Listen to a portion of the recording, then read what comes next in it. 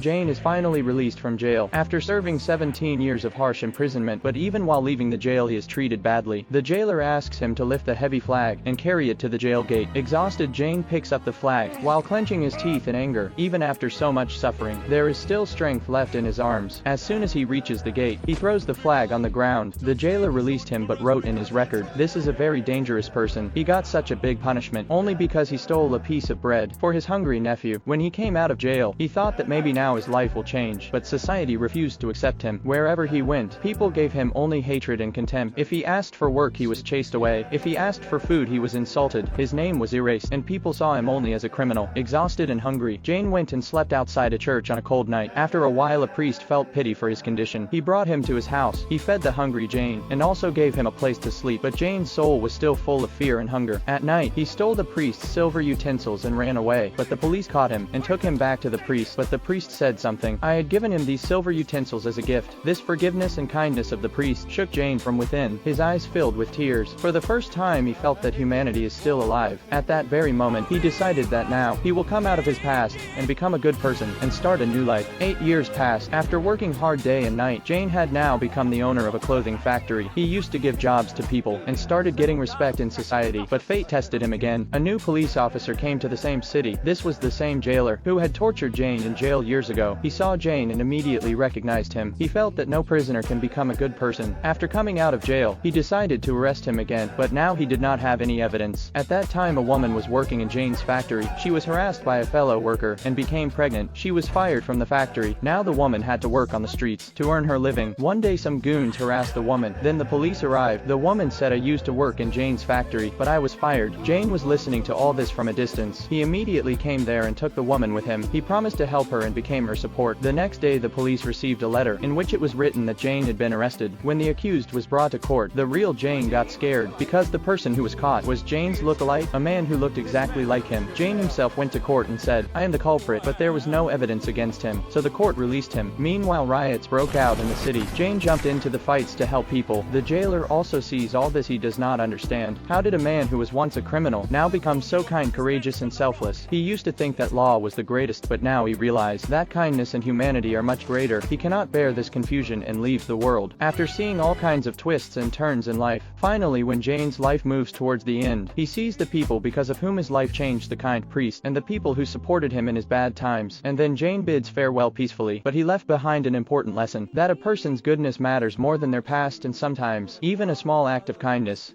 can give a broken heart a reason to live. So tell me, friends, have you ever tried to heal a broken heart?